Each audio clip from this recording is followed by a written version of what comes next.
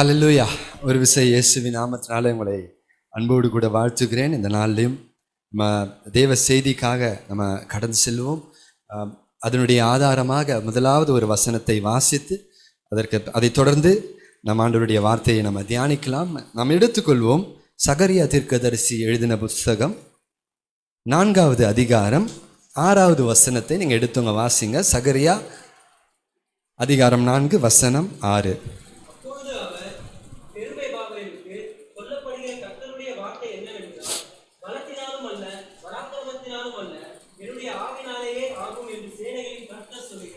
ஆமென். இந்த வார்த்தை நமக்கு பரிச்சயமானதை ஆண்டவர் சொல்றார். அப்பொழுது அவர் செருபாபேலுக்கு சொல்லப்படுகிற கர்த்தருடைய வார்த்தை என்னவெனில், பலத்தினாலும் அல்ல பராக்கிரமத்தினாலும் அல்ல, என்னுடைய ஆவியினாலே ஆகும் என்று சேனைகளின் கர்த்தர் சொல்லுகிறார். இந்த இங்க சம்பவம் என்ன அப்படின்னா, நீங்கள் எஸ்ரா புஸ்தகத்தினுடைய 1வது அதிகாரத்தை வாசிக்கும் பொழுது கர்த்தர் கோரேசு என்கிற ராஜாவினுடைய ஆவியை எழுப்பி, அதாவது இஸ்ரவேல் ஜனங்க அடிமைத்தனத்தில் இருக்கிற இடத்துல கர்த்தர் கோரேசினுடைய ஆவியை எழுப்பி அவன் எல்லாரையும் ஆலயத்தை கட்டும்படிக்காக அனுப்பி வைக்கிறான். அப்படி வந்த கூட்டத்தில் செருபாபேலும் யோசுவாவும் ஒருத்தவங்க. ஸோ இவங்க எல்லாம் என்ன பண்ணுறாங்க, ஆலயத்தை கட்டும்படியாக அந்த வேலையை துவங்குறாங்க. ஆனால் பார்த்தீங்கன்னா அந்த வேலை சத்துருக்களின் நிமித்தமாக தடைப்படுத்தப்படுகிறது. ஹல்லேலூயா. எஸ்ரா நான் 3 கடைசி வசனமாவது ஒரே நிமிஷம், எல்லா பாதை கிடையாது, 4 கடைசி.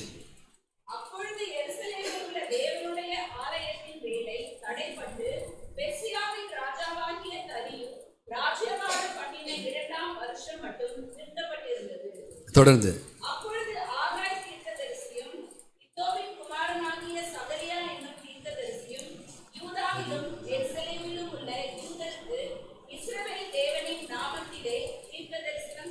ஹல்லேலூயா. ஆலயத்தின் வேலை தடைப்பட்டது. அதை நீங்கள் முன்னாடி வாசித்து பார்த்தீங்கன்னா தெரியும் யார் அதை தடை செய்ததுன்னு. அதற்குள்ளே நாங்கள் போகலை. பாருங்கள், இன்றைக்கி நம்முடைய வாழ்க்கையில் நம்ம ஆண்டவரை ஏற்றுக்கொண்டோம், ஆண்டவருக்குள்ளே இருக்கிறோம், அநேக காரியங்களை நம்ம ஆண்டவரை நம்பி செயல்படுகிறோம், நம்ம முயற்சி செய்கிறோம். ஆனால் அநேக நேரத்தில் அந்த காரியங்கள் தடைப்படுகிறது. அப்படி சத்ரு தான் அதை தடை செய்கிறான்னு வச்சுக்கோங்களேன். அப்படி தடைப்படும் பொழுது ஆண்டவர் என்ன செய்கிறார் பார்த்தீங்கன்னா, தம்முடைய தீர்க்கதரிசிகளை அனுப்பி ஆண்டவர் உற்சாகப்படுத்துகிறார். ஹல்லேலூயா. அதுதான் சகரியா 4:6 வாசிக்கிறோம். செருபாபேலுக்கு சொல்லப்படுகிற கர்த்தருடைய வார்த்தை என்னவெனில், பலத்தினாலும் அல்ல பராக்கிரமத்தினாலும் அல்ல, என்னுடைய ஆவியினாலே ஆகும் என்று சேனைகளின் கர்த்தர் சொல்லுகிறார். ஹல்லேலூயா. சிம்பிளாக சொல்லணும் அப்படின்னா, செருபாபேலும் அவனை சார்ந்த சமஸ்த ஜனங்களும் பார்த்தீங்க, நீங்கள் வாசித்து பார்க்கும்போது தெரியும், அவங்க அடிமைத்தன தேசத்தில் பாபிலோன்லேருந்து புறப்படும்போது கோரேசு ராஜா அவங்க ஆலயத்தை கட்டுவதற்கு தேவையான எல்லா பொருட்களையும் அவன் கொடுத்து அனுப்புகிறான். முதல்ல மெட்டீரியல், அவங்களுக்கு தேவையான எல்லா மெட்டீரியலும் இருக்குது. ஹல்லேலூயா.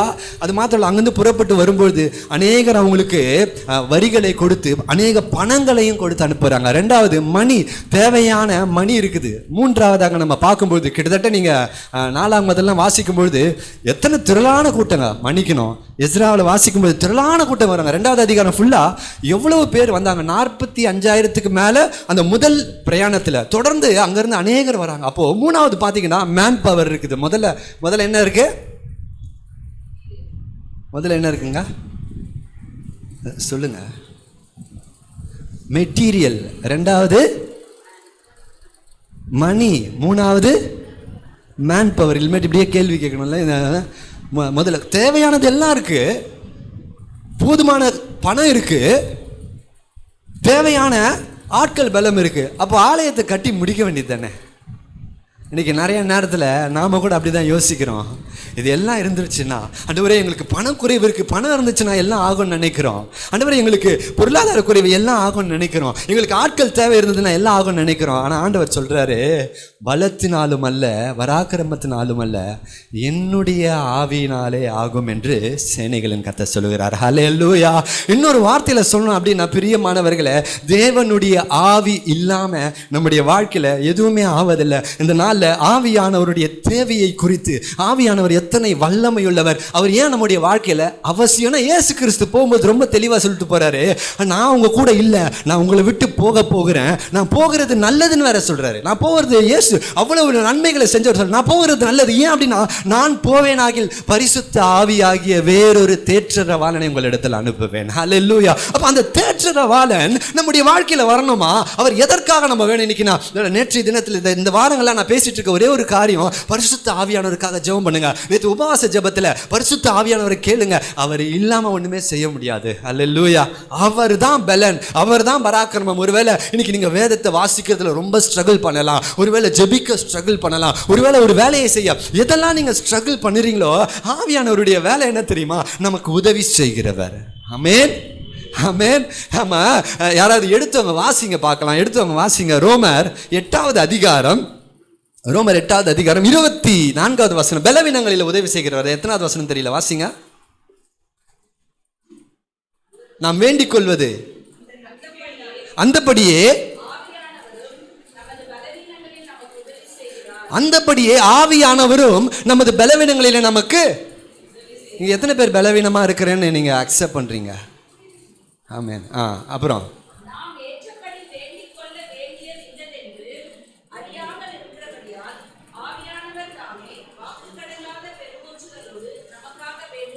ஆக்சுவலா என்ன சொல்றாரு, நிறைய நேரத்துல என்ன ஜெபிக்கணும், எப்படி ஜெபிக்கணும், எப்படி ஆண்டவர்கிட்ட கேட்டா எப்படி நம்ம பெற்றுக்கொள்ள நமக்கு தெரியல. ஹல்லேலூயா. அதாவது இந்த சின்ன பிள்ளைகளாக இருக்கும்போது உங்கள் பிள்ளைகளுக்கு, நம்ம பிள்ளைகளாக இருந்திருக்கிறோம், நம்ம பிள்ளைங்க, அந்த பிள்ளைகளுக்கு நிறைய நேரத்தில் ரொம்ப சூப்பராக தெரியும் எப்படி அப்பா கிட்ட கேட்கணும், எப்படி அவரை பிரியப்படுத்தணும், எப்படி கேட்டால் ஒரு காரியம் கிடைக்கும். ஹல்லேலூயா. எப்படியாவது நைஸ் பண்ணி உட்காந்துட்டு இருக்கிறான் பாருங்க தம்பி, எப்படியாவது நைஸ் பண்ணி அம்மா கிட்டேருந்து வாங்க வேண்டியதை எப்படி வாங்கணும்னு தெரியும். அது ஆண்டவருக்கு சொல்கிறாரு. நிறைய நேரத்தில் ஆண்டவர்கிட்ட நமக்கு வர வேண்டியதை பெற்றுக்கொள்றதுக்கு நமக்கு ஐடியா தெரியல, நமக்கு அந்த என்ன எப்படி சொல்லலாம், அந்த திறமை இல்லை. அதான் ஆண்டவர் சொல்றாரு, நீங்க வேண்டிக் கொள்வது என்னதென்று நீங்கள் அறியாமல் இருக்கிறபடினால, உங்களுக்கு தெரியாம இருக்கிறதுனால பரிசுத்த ஆவியானவர் என்ன பண்ணுவானா, உங்களுக்காக வேண்டுதல் செய்வார். ஆமென், ஹல்லேலூயா. அவர் கேட்கும் பொழுது, அவர் மூலமாக கேட்கும் பொழுது அந்த காரியம் நமக்கு கிடைக்கும். ஹல்லேலூயா. பாருங்க, இந்த நாள்ல பரிசுத்த ஆவியானவர் செய்த கிரியைகளை நம்ம பார்க்க போகிறோம். முதலாவதாக நாம் எடுத்துக்கொள்வோம் அப்போஸ்தலர் 4:13.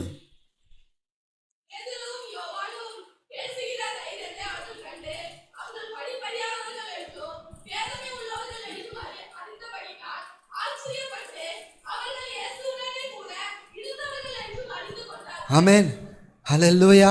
இந்த வசனத்தை ஆண்டவர் இந்த வாரத்தில் எனக்கு காமிச்சு கொடுத்தாரு. இங்க பாருங்க, பேதுருவும் யோவானும் பேசுகிற தைரியத்தை அவர்கள் கண்டு. இவர்கள் வேத பாரகர்களும் பரிசேயர்களும், இன்னொரு வார்த்தையில் சொல்லணும் அப்படின்னா இன்டலெக்சுவல்ஸ், ஞானத்தில் சிறந்தவர்கள், அறிவில் சிறந்தவர்கள், பெரிய படிப்பு படித்தவங்க, PhD முடித்தவங்க.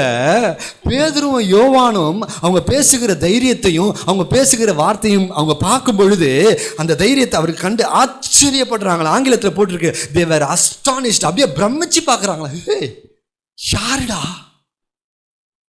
ஏன் நான் இதை அப்படி சொல்றேன் தெரியுமா? இந்த பேதுரு யார் தெரியுமா?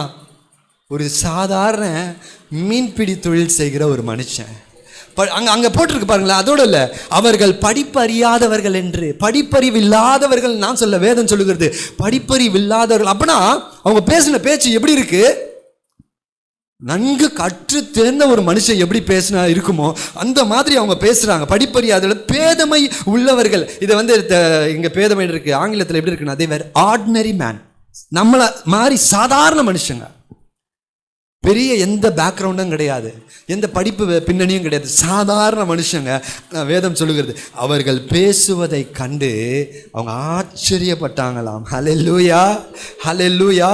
ஒரு சாதாரண மீன்பிடி தொழில் செய்கிறவங்க, பேச தெரியாதவங்க. சில நேரத்தில், அதாவது தவறாய் சொல்லலை, நான் குறைத்து பேசவில்லை. நீங்கள் சும்மா ஒரு உதாரணமாக நான் சொல்கிறேன். நம்ம இப்போ ராயபுரம், நம்ம காசிமேட்டில் தான் இருக்கிறோம்.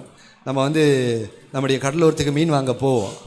அங்கே இருக்கிற ஒருத்தவங்க திடீர்னு யாரோ ஒருத்தங்க ஒரு பிரிட்டிஷார் இங்கிலீஷில் பேசினா நமக்கு எப்படி இருக்கும்? அந்த மாதிரி நடக்குமா? ஆக்சுவலாக அந்த மாதிரி நடந்த சாட்சிகளை கேள்விப்பட்டிருக்கிறேன் நான். ஒரு சபையில், ஒரு ஆவிக்குரிய பெந்தகோஸ்தே சபையில், CPM சர்ச்சில் வெளியே ஒரு பாட்டியம்மா கொஞ்சம் வயதானவங்க, அவங்க வேலை என்ன அப்படின்னா செருப்பு எடுத்து வைக்கிறது. எல்லாம் வந்து செருப்பு விட்டாங்கன்னா அவங்க அந்த செருப்பு எடுத்து அழகாக அடுக்கி வைப்பாங்களாம். ஒரு நாள் கர்த்தர் அவங்க மேலே இறங்கி அவங்க ஆங்கிலத்தில் தீர்க்க தரிசனம் சொல்கிறாங்க. படிப்பறிவு இல்லாதவர்கள், எங்கள் ஆண்டவரை தான் சொல்கிறாரு, அறிந்தபடியால் ஆச்சரியப்பட்டு அங்கே ஒரு வார்த்தை சொல்லு, அவர்கள் இயேசுவுடனே கூட இருந்தவர்கள் என்று அறிந்து கொண்டார்கள். ஆமென். அப்படின்னா சிம்பிள், ஒரே ஒரு வார்த்தை தான். இயேசு கிறிஸ்து அவர் இந்த பூமியில் இருக்கும் பொழுது அவர் எப்படிப்பட்ட ஞானம் உள்ளவராக இருந்திருப்பார். இப்போ பாருங்கள், அவங்க பார்க்குறான், அவன் கூட இருந்த பார்த்துட்டு அவங்கள பார்த்த உடனே சொல்கிறான், அவங்க பேசுகிற ஞானத்தையும் அவங்க பேசுகிற தைரியத்தையும் பார்த்து ஆச்சரியப்பட்டு இவன் படிக்காதவனாச்சு அப்படின்னு ஆச்சரியம் இருக்கான. அதே நேரத்தில் சொல்கிறான், இவர்கள் இயேசுவோடு கூட இருந்தவர்கள். ஆமென். இன்னைக்கு பிரியமானவர்களே, நம்முடைய வாழ்க்கையினுடைய சீக்ரெட் என்ன தெரியுமா? நம்ம ஞானம் உள்ளவர்களாய் அல்லது தைரியம் உள்ளவர்களாய் மாறணும் அப்படின்னா ஒரே ஒரு வார்த்தை, இயேசுவோடு கூட சேர்ந்து நடங்க. அல்லேலூயா. இயேசுவோடு 3 வருஷம் நடந்தவங்க, அவன் எவ்வளவு சாதாரணமாளாக இருந்தாலும் அவனை கர்த்தர் மேன்மையான ஆள வச்சார். இன்னைக்கு வரைக்கும் நம்ம பேதுருவை குறித்து மேன்மையாக பேசுகிறோம். பேதுருவை கொண்டு கர்த்தர் செய்த காரியங்கள், பயங்கரமான பிரச்சனைலாம் பேதுரு பண்ணுறாரு. சரி, ரைட்டு, 2வது வருவோம். இதற்கு காரணம் என்ன? இப்போ பேதுரு இவ்வளவு பயங்கரமாக பேசுகிறாரு, மற்றவங்க பார்த்து ஆச்சரியப்படுவதற்கு காரணம் என்ன அப்படின்னா 8வது வசனத்தை வாசிங்க. அதே அதிகாரத்தினுடைய 8வது வசனம்.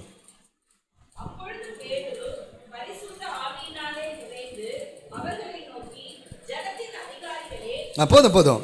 அப்பொழுது பேதுரு பரிசுத்த ஆவியினாலே நிறைந்து. அதாவது நல்லா புரிஞ்சுக்குங்க, இந்த பேதுரு அப்போஸ்தலர் 2வது அதிகாரத்தில் நம்ம வாசிக்கும் பொழுது அவன் பரிசுத்த ஆவியினாலே நிறைந்து பேசுகிறான். அப்போது நம்ம சில நேரத்தில் என்ன யோசிக்கிறோம் அப்படின்னா, பரிசுத்த ஆவியானவர் ஏதோ ஒரு ஞாயிற்றுக்கிழமை நம்ம வந்தோம், நம்ம அந்நிய பாஷையில் பேசணும், அவருடைய நிறைவை பெற்றுக்கொண்டோம், அதோட முடிஞ்சு போச்சு அப்படின்னு இல்லை. 2வது அதிகாரத்தில் ஆவியில் நிறைந்து பேசின அந்த பேதுருவுக்கு மறுபடியும் இங்கே வேதம் சொல்லுகிறது, பரிசுத்த ஆவியினாலே நிறைந்து பேசுகிறான். அல்லேலூயா. அப்போ அவன் பேசின தைரியத்துக்கும் அவன் பேசின ஞானத்திற்கும் அவனுக்குள்ளே இருந்த அந்த பலத்திற்கும் காரணம் யாருங்க? பரிசுத்த ஆவியானவர். அல்லேலூயா.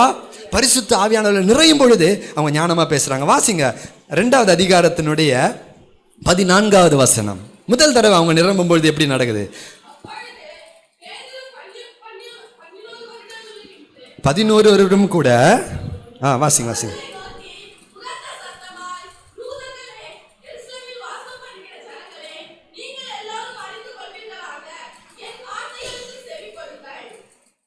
ஆமென். இந்த இடத்துல வாசிக்கும் பொழுது முதல் தடவையா பேதுரு 11 ஒருவரும் கூட 11 பேரோட எழுந்து நின்று. எந்த பேதுரு இயேசுவினுடைய நாமத்திற்காக மறுதலித்து அவன் போய் ஒளிந்து கொண்டானோ. நீங்கள் யோவான்ல வாசிங்கன்னா, அறை வீட்டுக்குள்ள கதவை யூதர்களுக்கு பயந்ததினாலே கதவை பூட்டி கொண்டு பயந்து போய் ஒளிந்து கிடந்தாங்க. வேதம் சொல்லுகிறது. ஆனால் அதே பேதுரு ஆவியானவர் மேலே வந்து இறங்கின பொழுது எத்தனை பேருக்கு முன்னாடி நம்ம பிரசங்கம் பண்ணுறான்? 3000 பேர் ரட்சிக்கப்படுறாங்க. அப்போ மொத்தம் அங்கே எத்தனை பேர் இருந்தாங்கன்னு தெரியல, ரட்சிக்கப்பட்டவர்கள் மாத்திரம் யோசிச்சு பாருங்க. 3000 பேருக்கு முன்னாடி பேசவே தெரியாத ஒரு மனுஷனை ஒரு ஸ்டேஜ் போட்டு நிற்க வச்சு பேச சொன்னால் எங்கேருந்து அவனுக்கு தைரியம் வரும்? பரிசுத்த ஆவியினால அவன் நிரம்பும் பொழுது. ஆமென். ஹல்லேலூயா. அதை தொடர்ந்து நீங்கள் வாசிங்க அப்படின்னா அந்த 4வது அதிகாரத்தினுடைய தொடர்ச்சியில் பார்த்தீங்கன்னா, பரிசேயர்களும் வேத பாரகர்களும் இவங்க இயேசுவை குறித்து பிரசங்கித்து கொண்டிருக்கிறதுனால என்ன பண்ணுறாங்க? அவர்களை அடித்து அவங்கள கண்டிக்கிறாங்க. இனி இந்த நாமத்தை குறித்து நீங்கள் எதுவுமே பேசக்கூடாதுன்னு சொல்லிட்டு அது நிமித்தமாக அவர்களுக்குள்ள ஒரு பயம் உண்டாயிற்று. ஆனால் அந்த சூழ்நிலையில் வாசிங்க 4:29-30 வாசிங்க. 29-30.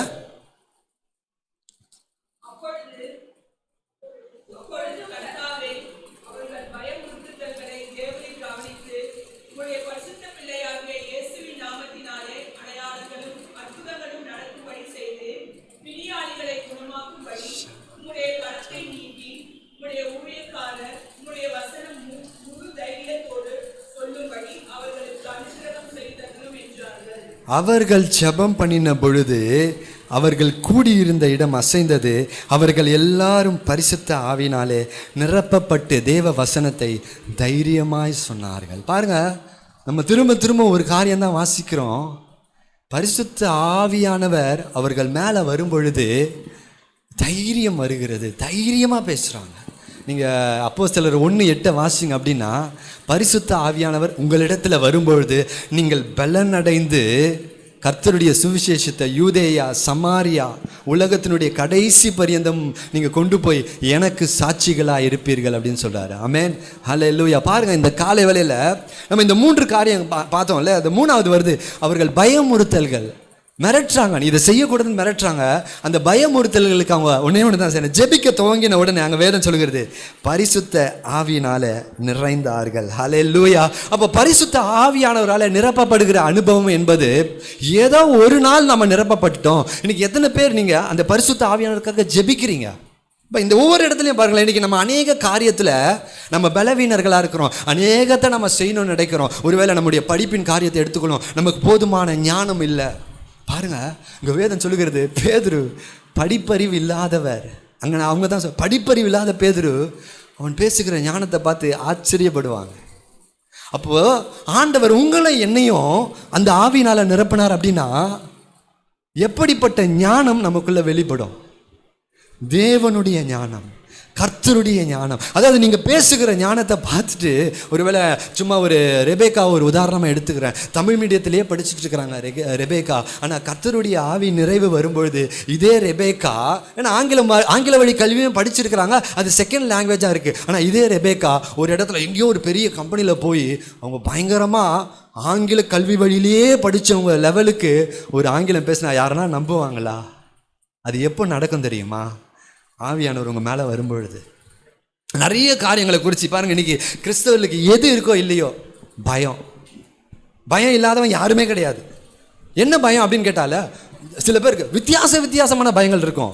இல்லை, ஒரு 2 மனுஷங்களை பார்த்தா சிலருக்கு பயமாக இருக்கும், மனுஷங்க முன்னாடி பேசுகிறதுக்கு பயமாக இருக்கும். சிலரை கண்டா நமக்கு பயங்கள் இருக்கும், சிலருக்கு எதிர்காலத்தை குறித்த பயம் இருக்கும், சிலருக்கு வியாதியை குறித்த பயம் இருக்கும். இல்லை, ஏதாவது ஒரு சின்ன பிரச்சனை வருது அப்படின்னால நம்ம அநேக கற்பனைகளை பண்ணி அதை குறித்து பயந்துட்டு இருப்போம். எனக்கு இப்படி ஆகிடுமோ, என் வாழ்க்கை இப்படி ஆகிடுமோ அப்படின்னு சொல்லி ஒரு பயம். ஆனால் பாருங்கள், இங்கே வேதம் சொல்லுது அந்த பயத்திலேருந்து நம்ம வெளியே வரணும் அப்படின்னா முதலாவது காரியமே கர்த்தருடைய ஆவியினால் நாம் நிரப்பப்பட வேண்டும். ஹல்லேலூயா, ஹல்லேலூயா. வாசிங்க ஏசாயா 11:2 வாசிங்க வேகமாய்.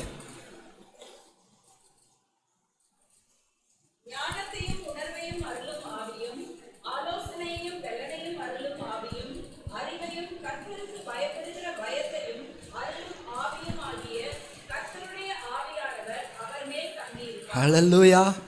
ரொம்ப தெளிவாக இருக்குது. ஞானம் வேணுமா உங்கள் வாழ்க்கையில்? ஒருவேளை நிறைய நேரத்தில் நீங்கள் எத்தனை பேர் அந்த மாதிரி யோசிச்சிருக்கீங்க தெரியல. நான் நிறைய காரியங்கள் யோசிக்கிறது இல்லை. ஆண்டவரே, நான் இன்னும் ஞானமாக நடந்து கொள்ள வேண்டும்.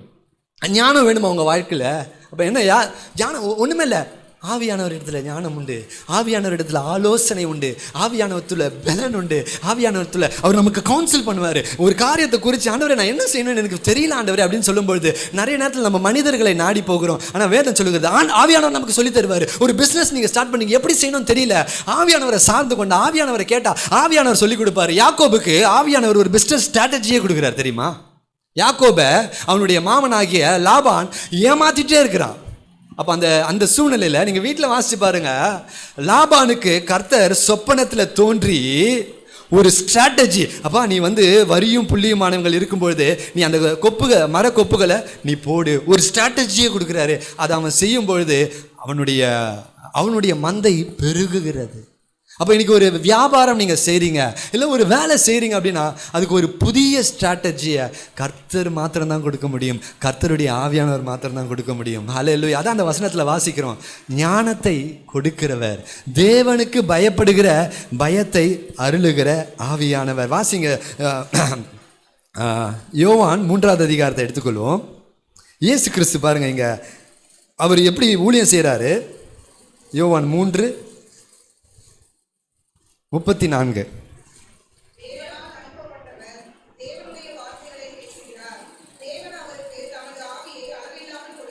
தேவன் அவருக்கு தமது ஆவியை இயேசு கிறிஸ்துவுக்கு. அப்போ இயேசு இப்படி ஊழியம் செய்யறார். அவர் எவ்வளவு ஞானமா பேசுறார். அவர் பேசுகிற ஞானத்தை கண்டு ஒவ்வொருத்தரும் ஆச்சரியப்படுறாங்க. இவரு தச்சனுடைய மகனாச்சே, இவன் சாதாரண குடும்பத்தில் பிறந்தவனாச்சே, இவன் ஒரு ஏழை குடும்பத்தில் பிறந்தவராச்சே, இவருக்கு எப்படி இப்படிப்பட்ட ஞானம் வந்துச்சு? ஏன் தெரியுமா? எப்படி தெரியுமா வந்துச்சு? தேவனுடைய ஆவியானவர் அவர் மேல் அளவில்லாமல் இருக்கிறாராம். அல்லேலூயா. உங்க மேல தேவ ஆவியானவர் அளவில்லாமல் இருந்தாருன்னா, நீங்க படிக்கிற இடத்துல, உங்களுடைய பள்ளியில, உங்களுடைய காலேஜ்ல, உங்களுடைய வேலை ஸ்தலத்துல, நீங்க எங்க இருந்தீங்களோ ஆண்டவர் உங்களுக்கு ஞானத்தை கொடுப்பாரு. நீங்க வித்தியாசமா இருப்பீங்க. வீட்டுல குடும்பங்கள்ல சில சூழ்நிலைகளை, சில பிரச்சனைகளை சால்வ் பண்ண முடியலன்னா, ஞானம் எல்லாமே அவர்கிட்ட இருக்குங்க. எல்லாமே அவர் வச்சுட்டு இருக்கிறாரு. நம்ம என்ன தெரியுமா பிரச்சனை? நம்ம அவர்கிட்ட கேட்கறது இல்லை, அவரையே கேட்கறது இல்லை. ஆவியானவரை நம்ம நாடுகிறதே கிடையாது. அவருடைய தேவையை தேடி எத்தனை பேர் நீங்க பரிசுத்த ஆவினால நிரப்பப்படுகிற அனுபவத்தில் நீங்க இருக்கிறீங்க? இது ஏதோ பெந்தகோஸ்தே சபை நம்ம சொல்லணும் அப்படி கிடையாது. அவர் இல்லை அப்படின்னா எதுவுமே இல்லை. அவர் இல்லைன்னா ஒண்ணுமே செய்ய முடியாது. ஹல்லேலூயா, ஹல்லேலூயா. ரெண்டாவது நம்ம முதல்ல பார்க்குறோம், பரிசுத்த ஆவியானவர் வரும்பொழுது அவர் நம்முடைய பயங்களை நீக்கி போடுகிறார். ரெண்டாவது பார்த்தீங்க அப்படின்னா ஞானத்தை கொடுக்கிறாரு. ஞானமாய் பேசுகிற கிருபையை கொடுக்கிறார். ஹல்லேலூயா, ஹல்லேலூயா. வாசிங்க அப்போஸ்தலர் 6:10 வாசிங்களேன். அப்போஸ்தலர் 6:10.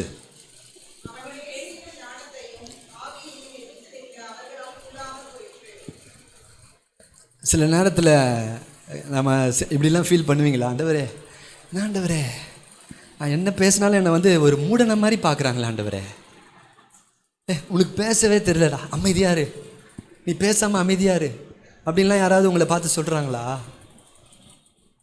இங்கே வேதம் சொல்லுது, ஸ்தேவானுங்கிற ஒரு மனுஷன் பந்தி விசாரிப்புக்கு தெரிந்து கொள்ளப்பட்டவன்.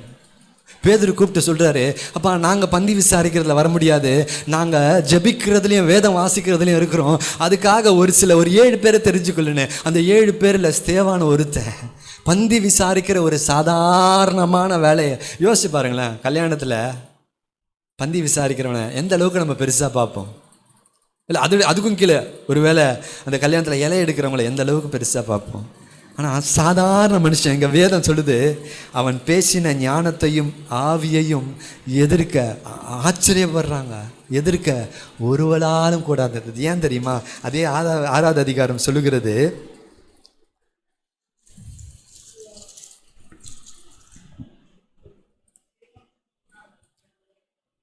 இந்த யோசனை சபையார் எல்லாருக்கும் பிரியமா இருந்தது. அப்பொழுது விசுவாசமும் பரிசுத்த ஆவியும் நிறைந்தவனாகிய ஸ்தேவானையும். எப்படி சூஸ் பண்றாங்க? விசுவாசமும் பரிசுத்த ஆவியும் நிறைந்த ஒரு மனுஷனை சூஸ் பண்றாங்க. ஹல்லேலூயா. அப்போ ரெண்டாவது காரியமாக ஆவியானவர் நமக்குள்ள வரும்பொழுது நமக்கு ஞானம் கிடைக்கும். மூன்றாவதாக வாசிங்க அப்போஸ்தலர் 4:32 வாசிங்க. 4வது அதிகாரம் 32வது வசனம்.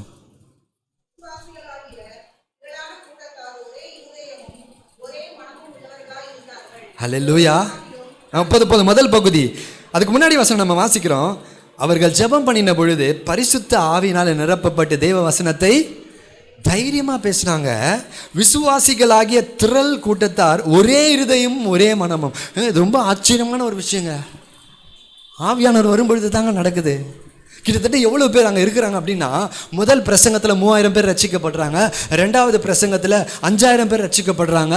அந்த பிரசங்கம் துவங்குவதற்கு முன்பாக மேல் வீட்டறையில் 120 பேர் இருக்கிறாங்க. சீஷர்களுடைய மொத்த தொகை 500 பேருக்கு ஆண்டவர் காட்சி அளித்தார்னு சொல்லி நம்ம 1 கொரிந்தியர் 15வது அதிகாரத்தில் வாசிக்கிறோம். கிட்டத்தட்ட எவ்வளோ பேருக்கு சும்மா ஒரு தோராயமாக கணக்கு போடுங்க, 5000 8000க்கும் மேலே இருக்கிற ஜனங்க. ஆனால் வேதம் சொல்லுகிறது அவ்வளோ பெரிய கூட்டம், விசுவாசிகள் எல்லாரும் திரள் கூட்டத்தார் ஒரே இருதயமும் ஒரே மனமும் உள்ளவர்களாயிருந்தார்கள். இன்னைக்கு நமக்குள்ள அப்படி இருக்கா? ஒரே இருதயம், ஒரே மனம், ஒரே மாதிரி சிந்திக்கிறோமா? நம்ம ஒரு சின்ன கூட்டம் தான், ஆனா நமக்குள்ள எத்தனை வேறுபாடுகள் வருகிறது. அப்ப அந்த வேறுபாடுகள் நமக்குள்ள களையப்படணும் அப்படின்னா ரொம்ப எளிமை, ஆவியானவர் நம்முடைய வாழ்க்கையில் இருக்க வேண்டும். ஆவியானவர் நம்முடைய வாழ்க்கையில் இருக்கும் பொழுது எல்லாரையும் ஒரே மாதிரி பார்ப்போம்.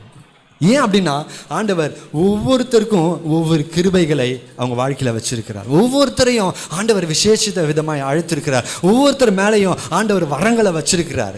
ஹல்லேலூயா, ஹல்லேலூயா. அதை புரிந்து கொள்ளும்போது அவங்கள மேன்மையாக பார்க்க முடியும். அடுத்தது, ஒருவனாகிலும் தனக்குள்ளவைகளை ஒன்றையும் தன்னுடையதென்று இது ரொம்ப ஆச்சரியமாக இருக்குல்ல. இப்போ நான் இந்த வாட்டர் கேன் இருக்குது, யாராவது வந்து இதை நீங்கள் சிஸ்டர் அப்படி வந்து எடுத்து உங்கள் பையில் வைக்கிறீங்கன்னா என்ன சொல்லுவேன்? அது எந்த சிஸ்டர் சிரிச்சிட்டே சொல்லுவேன், சிஸ்டர் அது எந்த எங்கள் பைபிள் சொல்லுது, ஒருவனும் தன்னுடையது என்று இப்படிலாம் வாழ்ந்துருக்குறாங்களா? இப்படிலாம் வாழ முடியுமா? பைபிள் எழுதியிருக்கே. இன்னைக்கு இப்படி ஒருத்தர் வாழ்கிறாரு, அதாவது எல்லா காரியத்திலும் எப்படின்னு தெரியல. என்னுடைய நண்பர் ஒருத்தர், அவர் பேர் வந்து சுரேஷ் அண்ணாமலை, ஒரு சிலருக்கு தெரியும். போன வாரத்தில் என்னுடைய பைக்கை வந்து இன்ஜின் சர்வீஸ்க்காக கூட்டிருந்தேன். ஒரு 2-3 நாள் ஆகும்னு சொல்லிவிட்டு நான் என்ன பண்ணியிருந்தேன்னா, அவர்கிட்ட பைக்கு கேட்டு வாங்கியிருந்தேன். அவருடைய பைக்கை கேட்டு வாங்கியிருந்தேன். அவரே என்னை வீட்டுக்கு வந்து அவர் பைக்கில் கூப்பிட்டு போய் அந்த பைக்கை எடுத்துக்கிட்டு நான் வீட்டுக்கு வந்துட்டேன். ஒரு 1.5 நாளில் என் பைக் ரெடி ஆகிடுச்சு. பைக்கை திருப்பி கொடுத்துட்டேன். பட் ஆனால் அதுக்கு நடுவில் ஒரு சின்ன விஷயம் நடந்தது. ஜானிகா கிட்ட ஸ்கூலுக்கு இந்த பைக்கை எடுத்துகிட்டு போனால், அப்பா பைக் என்ன ஆச்சு அப்படின்னாங்க. அந்த பைக்கை அப்பா வந்து அது ரொம்ப பிரச்சனையாக இருந்ததுனால நல்லா விற்றுட்டேன், அதை விற்றுட்டு இந்த பைக்கை வாங்கிட்டேன் அப்படின்னா ரொம்ப வருத்தப்பட்டாங்க. ஸோ இதெல்லாம் முடிஞ்சுட்டு அவனுக்கு நான் ஃபோன் பண்ணி தேங்க் பண்ணுறேன். ரொம்ப நல்லா இருந்துச்சு வண்டி அப்படின்னு சொல்லிட்டு இந்த காரியத்தை சொல்கிறேன். இப்படி ஒன்று நடந்துச்சு. அப்போ நான் என்ன பண்ணேன், ஜானிகா கிட்ட உன் பைக்கை வந்து நான் வாங்கியிருக்கிறேன், என் பைக்கை விற்றுட்டேன்னு. அது வந்து கண்ணுக்கு தண்ணியாக வந்துடுச்சு. என்னென்னாப்பா, நான் பிறக்கும் போதுலேருந்து அந்த வண்டி இருக்குப்பா, அதை ஏன்ப்பா விற்றீங்க அப்படின்னு சொல்லி. ஆனால் மறுநாள் மறுபடியும் நான் என் பைக்கை எடுத்துகிட்டு போனேன். இதை நான் ஒரு காரணம் இருக்குது, மறுபடியும் என் பைக்கை எடுத்துகிட்டு போனேன். அப்பா என்னப்பா திருப்பி வந்துருச்சு அப்படின்னா, ஃபஸ்ட்டு ஸ்டார்டிங்கில் நான் சொன்னேன், என்னடா நீ ரொம்ப ஆசைப்பட்டல அப்படின்னு. இல்லைடா, இதை நம்ம வண்டி சர்வீஸ்க்கு விட்டுருந்தேன். ஸோ அப்போ அது யார் வண்டிப்பா அப்படின்னு. அது சூரி மாமா வண்டி அப்படின்னு நான் சொன்னேன். இதை வந்து அந்த நண்பர்கிட்ட சொல்லிட்டு இருக்கிறேன், இந்த மாதிரி நான் சொன்னேன் அப்படின்னா. நான் இம்மீடியட்டாக அவர் சொன்ன வார்த்தைண்ணே, அதுவும் நம்ம வண்டின்னு சொல்ல வேண்டியது என்னென்ன. ஆக்சுவலாக நிறைய நேரத்தில் அவனை நான் பார்த்துருக்குறேன், நம்ம பொருள் அப்படின்னு சொல்லுவான்.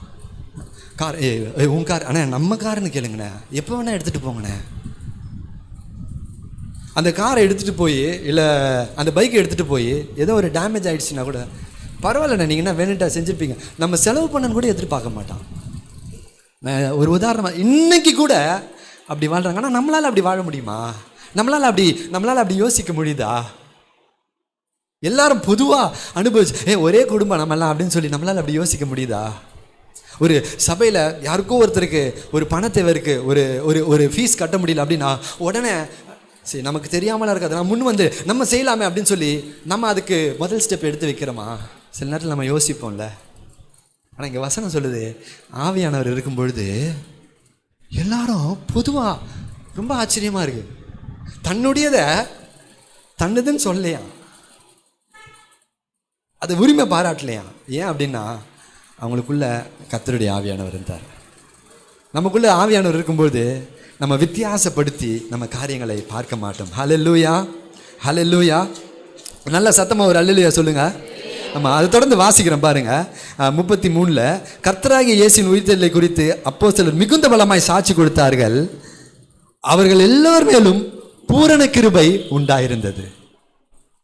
ஆவியானவர் நம்ம மேலே வரும்பொழுது ஒவ்வொரு மாற்றத்தையும் பாருங்களேன். எல்லாரும் விசுவாசிகள் எல்லாம் ஒரே இருதயம், ஒரே மனம்.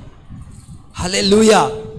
பவுல் எழுதுறார், ஒரு இடத்துல எழுதும்போது பவுல் கனம் பண்ணுகிறதுல ஒருவர் நீங்கள் என்ன பண்ணுங்களா, முந்திக் கொண்டு கனம் பண்ணுங்க. இப்போ இன்னைக்கு சபை நம்ம முடியுது அப்படின்னா பாருங்களேன், ஒரு பிரைஸ் தான் சொல்லும்போது நான் நேற்று தினத்தில் நம்முடைய வாலிப பசங்களாம், ஏன்னா அதாவது வாலிப பிள்ளைகள்ன்றது ரொம்ப ஒரு நான் நேற்று தான் யோசித்தேன், ஏன் ஆண்டவர் வந்து வாலிபர்களை விசேஷமா அப்படின்னால எதையும் அவங்கக்கிட்ட தைரியமாக சொல்ல முடியுது. நேற்றுலாம் மிரட்டாத குறை தான், எழுதுரு போய் ஸ்தோத்திரம் சொல்லு, இப்போ எல்லாருக்கும் சொல்லுப்போ. சின்ன பசங்க மாதிரி ரெபேக்காவை மிரட்டிட்டு இருந்தேன், ரித்திக் இருந்தால் ரித்திக்கை மிரட்டுவேன், விக்கி இருந்தால் விக்கியை மிரட்டுவேன். ஏதோ அவனுங்க நல்ல அப்படியே சிரிச்சுக்கிட்டு அப்படியே போயிடுறாங்க. அதே மாதிரி பெரியவங்களை செய்ய முடியுமா? செய்யக்கூடாது, செய்யாமலே அவங்க நடந்துக்கணும். ஒரு ஸ்தோத்திரம், ஒரு சபை முடிஞ்சதுன்னா நம்ம எல்லாருக்கும் ஆசை இருக்குது, என்னன்னா அன்றே எங்கள் சபை பெருகணும் அப்படின்னா. இந்த சின்ன சபையிலேயே எத்தனை பேரை குறித்து எத்தனை பேருக்கு தெரியும், எத்தனை பேர் நீங்கள் ஓடி உபசரிப்பீங்க. அதை நீங்கள் செய்யுங்களேன். இந்த இந்த வசனம் நிறைவேறும் பொழுது அங்கே நம்ம அப்போஸ்தலர் 2 வாசிக்கும்போது அனுதினமும் கர்த்தர் சபைகளில் ஆட்களை சேர்த்தார். ஏன் அப்படின்னா இங்கே வரும்பொழுது ஜனங்களுக்கு தெரியணும், இங்கே நிஜமானோ எது இருக்கோ இல்லையோ, பெரிய காசு இருக்கோ பணம் இருக்கோ எது இருக்கோ இல்லையோ, இங்கே கர்த்தருடைய அன்பு இருக்குது. ஆமென். இன்னைக்கு சபைக்கு ஏங்க வராங்க நிறைய பேர்? எதுக்காக வராங்க? தேவனுடைய அன்பு எனக்கு கிடைக்காதா? அநேகருடைய எதிர்பார்ப்பு தேவனுடைய அன்பு எனக்கு கிடைக்காதா? அப்போ எப்படின்னா நம்ம எல்லாம் ஒரே குடும்பத்தில் பிறந்தது போல ஒருத்தரை ஒருத்தர் நம்ம ஓடி ஓடி விசாரிக்கிறவர்களாய். ஹல்லேலூயா, ஹல்லேலூயா. சாலமோன் உடம்பு எப்படி இருக்கு? சரியாயிடுச்சா? சாலமோனுக்கு ஃபீவர் தெரியுமா? பரவாயில்ல, தெரிஞ்சிருக்குது. கர்த்தருக்கு ஸ்தோத்திரம். டெய்லி நம்ம வாலிப பசங்களை அவங்களுக்கு மெசேஜ் அனுப்பிச்சு, இது நான் மாத்திரம் செய்யணும்னு இல்லை, வருதா வாலிப பசங்களாம் உட்காந்து நீங்கள் தான் சொல்லணும். ஒவ்வொருத்தருக்கும் காலையில் ஒரு குட் டே, ஒவ்வொரு நாளைக்கு ஒவ்வொரு மெசேஜ், ஹாவ் அ பிளஸட் டே. அந்த மாதிரி சாலமோனுக்கு போடுறேன், அங்கிள் சாரி உங்கள் மெசேஜை பார்க்கல, எனக்கு ஃபீவர் அப்படின்னு. உடனே அப்புறம் அவனுக்காக நான் உனக்காக ஜெபம் பண்ணுறேன், உனக்கு சரியாயிடும் கவலைப்படாத அப்படின்னு சொல்லி, வெரி நெக்ஸ்ட் டே ஃபீவர் சரியாயிடுச்சா, ஸ்கூலுக்கு போனியா அப்படின்னு சொல்லி. இதை நம்ம எல்லாரும் செய்யும் பொழுது பாருங்கள், ரூத் சிஸ்டர் வந்திருக்கிறாங்க, ரொம்ப ஆசையோடு வந்திருக்கிறாங்க. ரொம்ப நாளாக அவங்களால வர முடியல. போன வாரத்துக்கு முதல் நான் அவங்கள போய் பார்க்கும்பொழுது அவங்க ஒரே ஒரு வார்த்தை தான் சொன்னேன், பாஸ்டர் ரொம்ப நாளாக நான் வரலையா, எங்கே வந்தால் நீங்கள் திட்ட போகிறீங்கன்னு பயந்துக்கிட்டு இருந்தேன் பாஸ்டர் அப்படின்னு. உன் சூழ்நிலை எல்லாருக்கும் தெரியுமா, வேலைக்கு போகிறோம்மா, சண்டே வேலைக்கு போகிற, வாழ்வாதாரம் ஒன்றுமே பண்ண முடியாது வா. ஏன் நான் சொல்கிறேன், ஒவ்வொருத்தரும் விசாரிங்க. விசுவாசிகள் எல்லாரும் ஒரே இருதயம், ஒரே மனமும், ஒரே அன்பும், ஒரே சிந்தையும் உள்ளவர்களாக இருந்தாங்க. ஹல்லேலூயா. கர்த்தர் அந்த சபையில் அசைவாடுகிறார். கர்த்தர் அந்த சபையில் அங்கே பாருங்களேன், அந்த சபையில் தான் சொல்கிறாரு, அவர்கள் எல்லோரும் மேலும் பூரண கிருபை. ஹல்லேலூயா. பர்ஃபெக்ட் கிரேஸா, குறைச்சி இல்லை, பூரண கிருபை இருந்துச்சு அவங்க மேலே.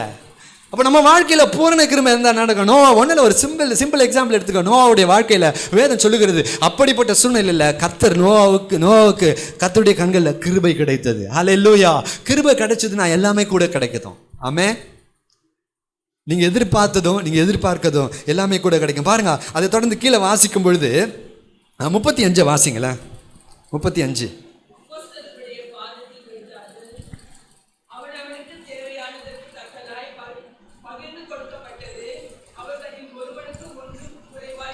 வேதம் நல்லா சொல்லுது, ரொம்ப அழகா இருக்கு. கர்த்தருடைய ராஜ்யத்துக்குரியதை, தேவனுடைய ராஜ்யத்துக்குரியதை நீங்க தேடும் பொழுது, நீங்க ஜெபத்துல தரித்திருக்கும் பொழுது, தேவன் பாருங்க, இங்க வேதம் சொல்லுகிறது, அவர்களில் ஒருவனுக்கும் ஒன்றும். ஆண்டவரை தேடும் பொழுது, அவருடைய ராஜ்யத்தை தேடும் பொழுது, எனக்கு தெரியும் அநேக பிள்ளைங்க நீங்க கர்த்தருடைய பிரசன்னத்தை தேடி ஓடி வரீங்க. சிலர் சுவிசேஷ ஊழியம் தேடி ஓடி வரீங்க. இங்கே கீபோர்டு தேடி பாடல் பாடுகிறதற்காக தேடி ஓடி வரீங்க. ஆண்டவரை நீங்கள் தேடி ஓடி வரும் பொழுது உங்கள் வாழ்க்கையில் தேவன் குறைவுகளை நிறைவாய் மாற்றுவார். ஹல்லேலூயா, ஹல்லேலூயா. நிச்சயமாக நான் சொல்லுகிறேன், உங்கள் குறைவுகளை நிறைவாய் மாற்றுவார். அப்போ கடைசியாக நான் சொல்லி முடிக்க போகிறேன். எப்போ சரி ஆவியானவர் நிறைவு வேணும்? ஆவியானவர் நிறைவு இருக்கும் பொழுது அப்போ நீங்கள் சொல்லுங்கள், என்னென்னலாம் நம்ம வாழ்க்கையில் கிடைக்கும்? முதல்ல ஆண்டவர் என்ன செய்வார்? பயத்தை நீக்கி தைரியத்தை கொடுப்பார். ஹல்லேலூயா. எங்கே வேணால் தைரியமாக போய் நின்று பேசுங்க. ரெண்டாவது, ஞானம்னா எப்படிப்பட்ட ஞானம்னா, உங்கள் ஞானத்தை பார்த்து ஆச்சரியப்படுற மாதிரியான ஒரு ஞானம். இவ்வளோ பேசுகிறாங்க, இவங்களுக்குள்ள இப்படிப்பட்ட ஞானம் அப்படின்னு சொல்லி. மூன்றாவது, ஒரே இருதயமும் ஒரே மனமும் உண்டாகும். நான்காவது, பூரண கிருபை நம்முடைய வாழ்க்கையில் வந்து இறங்கும். ஐந்தாவது, ஆண்டவர் நம்மளை குறைவில்லாமல் நடத்துவார். பரிசுத்த ஆவியானவர் நம்ம மேலே இருக்கும் பொழுது எல்லா காரியங்களும் ரொம்ப எளிதாயிடும். பாருங்கள், அதாவது ஒரு சின்ன உதாரணம் தான் ஞாபகம் வருகிறது. ஆவியானவருடைய உதவி அது எவ்வளவு மேன்மையானது அப்படின்னா, ஃபியோனாவுடைய சகோதரர் ஒருத்தர், அவர் பேர் வந்து ஜெரேமி, ஏஞ்சல் டிவியில் வேலை செய்கிறார், எல்லாருக்கும் தெரியும். ஒரு முறை அவர் நம்ம வீட்டுக்கு வந்திருந்தார். புது கார் வாங்கியிருக்கிறார். டிரைவிங் அப்போ தான் கற்றுக்கிட்டார்.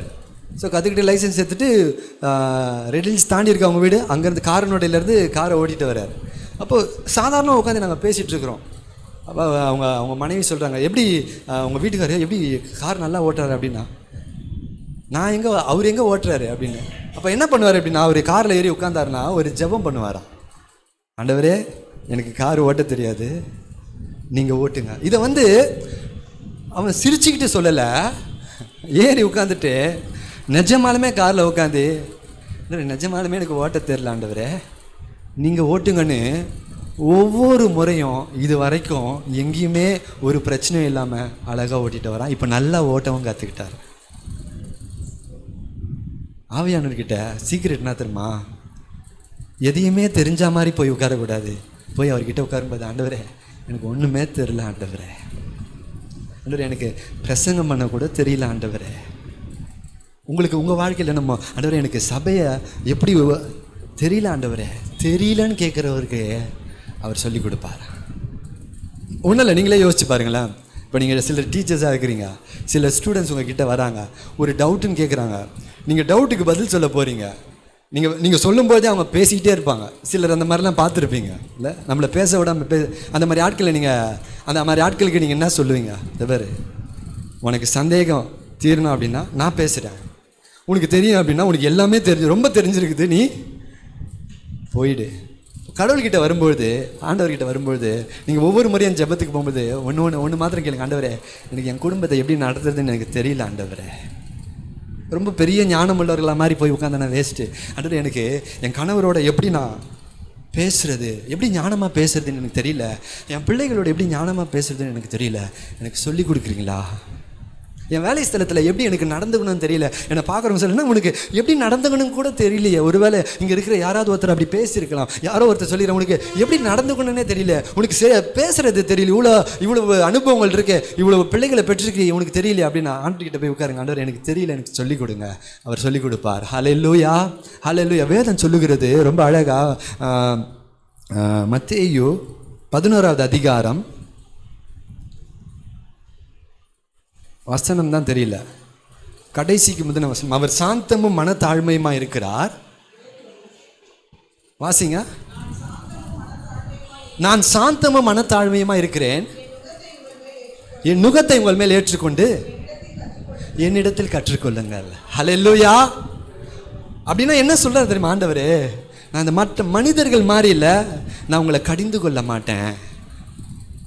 உனக்கு தெரியலனா நான் இது கூட தெரியல அப்படின்னு கேட்க மாட்டேன். என்கிட்ட வா, நான் உனக்கு கிருபையாய், நான் உனக்கு பொறுமையாக நான் கற்றுக் கொடுப்பேன். என்னிடத்துல கற்றுக்கோ, என்கிட்ட வா, என்கிட்ட கேளு. ஹல்லேலூயா. எப்படி வாழணும், எப்படி பேசணும், எப்படி ஞானமாக இருக்கணும் அப்படின்னு சொல்லி நான் கற்றுக் கொடுப்பேன். ஆண்டவர் சொல்ல நான் கற்றுக் கொடுப்பேன் அப்படின்றார். ஹல்லேலூயா, ஹல்லேலூயா. கடைசியாக நம்ம பார்த்தோம், அவர்களில் ஒருவனுக்கும் ஒரு குறைவும் இருந்ததில்லை. ஆண்டவர் ஆவியானவர் நம்ம கூட இருக்கும் பொழுது குறைவு இல்லாமல் நடத்துவார். பார்த்துக்க, அவருக்கு தெரியும் எந்த நேரத்தில் எப்படி ஜெபிக்கணும், எப்படி கேட்கணும், கடவுள்கிட்ட இருந்து பெற்றுக் கொடுவதற்குன்னு அவர் பெற்றுக் கொடுப்பார். ஹல்லேலூயா. நான் பாருங்க, கடைசியை சொல்லி முடிக்கிறேன். ஆவில நிரம்பணும் அப்படின்னா அதனுடைய ரகசியம் என்ன? ரொம்ப எளிதாக அவங்க என்ன சீஷர்கள் என்னெல்லாம் செஞ்சாங்க அப்படின்னா, நம்ம அப்போஸ்தலர் 2ல் வாசிக்கிறோம், அவர்கள் எல்லாரும் ஒருமனப்பட்டார்கள். ஹல்லேலூயா. நம்ம ஒருமனப்பட்டு ஜெபிக்கும் பொழுது ஆவியானவர் நம்மை நிரப்புவார். 2வது சொல்லுகிறது, அவர்கள் எல்லாரும் ஒருமனப்பட்டு ஒரு இடத்துல கூடி வருகிற இடம், ஒரு இடத்துல கூடி வந்தாங்க. 3வது, நம்ம ஜெபிக்கும் பொழுது, நீங்கள் இந்த நிகழ்வுகள் எல்லாம் நம்ம வாசித்து பார்த்தீங்க அப்படின்னா, அப்போஸ்தலர் 2 ஜெபித்து கொண்டிருக்கிறாங்க. பெந்தேகோஸ்தே நாள் வந்துச்சு, கர்த்தருடைய ஆவியானவர் அவர்கள் மேலே பலமாக இறங்கினார். ஹல்லேலூயா. அப்போஸ்தலர் 4:29-31 வாசித்தோம். அவர்கள் ஜெபித்த பொழுது அவர்கள் கூடியிருந்த இடம் அசைந்தது. கர்த்தருடைய ஆவியானவர் அவர்கள் மேலே இறங்கின பொழுது அவர்கள் தைரியமாக வசனத்தை பேசினார்கள். ஹல்லேலூயா. ஜெபிக்கும் பொழுது கர்த்தருடைய ஆவியானவர் நம்ம மேலே இறங்குவார். காத்துட்ருக்கணும் ஆண்டவருடைய சமூகத்தில். ஆண்டவர் எனக்கு உதவி செய்ய காத்துட்ருக்கணும், நேரம் போக காத்துட்ருக்கணும். ஆவியானவர் என்ன தேவையாக இருந்தாலும் அவர் நமக்கு உதவி செய்வார். வாசிங்க அப்போஸ்தலர் 10:44 வாசிங்க. அப்போஸ்தலர் 10:44.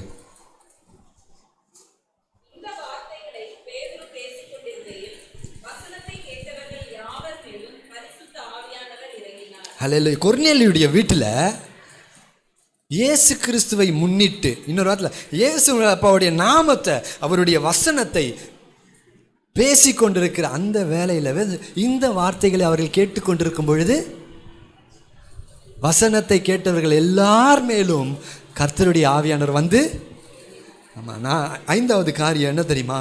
நீங்கள் 4வது காரியம், நீங்கள் வசனத்தை வாசித்து கொண்டிருக்கும் பொழுது கர்த்தர் தம்முடைய ஆவியினால் உங்களை நிரப்புவார். அதாவது அந்த அந்த அனுபவம் எப்படி இருக்கும் அப்படின்னா, உங்கள் கண்ணில் அப்படியே வசனத்தை வாசிட்டு இருக்கும்போது அப்படியே கண்ணில் கண்ணீர் வரும். ஆண்டவர் அப்படியே அந்த வசனத்தின் மூலமாக உங்களை உடைப்பார். அவர் மேலே இறங்கி உங்களை ஆசீர்வதிப்பார். ஹல்லேலூயா. இப்போ முதல்ல பாருங்கள், முதல் குறிப்பை விட்டுட்டு பாருவோம். எப்போ என்னெல்லாம் செய்யணும்? ஒரு மனம் நம்ம கிட்ட இருக்கும் பொழுது, ஏக சிந்தையாக நம்ம இருக்கும் பொழுது ஆவியானவர் நிரப்புவார். 2வது, நம்ம ஜெபிக்கும் பொழுது, ஜெபித்து கொண்டு இருக்கும் பொழுது, ஜெப வேலையில் ஆவியானவர் நம்மோடு கூட இடைப்படுவார். 3வது, நம்ம பார்த்தோம், நாம் வார்த்தையை வாசிக்கும் பொழுது, வேதத்தை வாசிக்கும் பொழுது கர்த்தருடைய ஆவியானவர் நம்ம மேலே இறங்கி நம்மை ஆசீர்வதிப்பார். ஹல்லேலூயா, ஹல்லேலூயா. பாருங்கள், அப்போஸ்தலர் 10 நீங்கள் வீட்டில் போய் வாசித்து பாருங்கள். பேதுரு தன் அறை வீட்டுக்குள்ளே ஜெபித்து கொண்டு இருக்கிறான். வேதம் சொல்லுது, அவன் ஜெபித்து கொண்டிருக்கையில் அவன் ஆவிக்குள்ளானான். கர்த்தருடைய அப்படியே ஜெப வேலையில் ஸ்பிரிட் ஆஃப் காட் அவன் அப்படியே டேக் ஓவர் பண்ணி ஒரு தரிசனத்தை காமிக்கிறாரு.